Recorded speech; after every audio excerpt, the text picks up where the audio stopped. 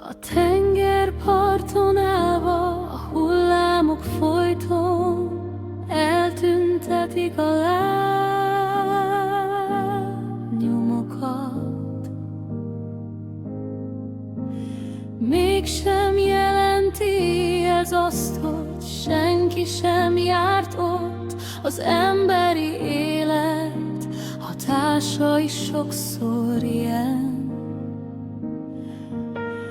Nem minden marad meg látványosan vagy örökre, de attól még nyomot hagyhatsz másokban egy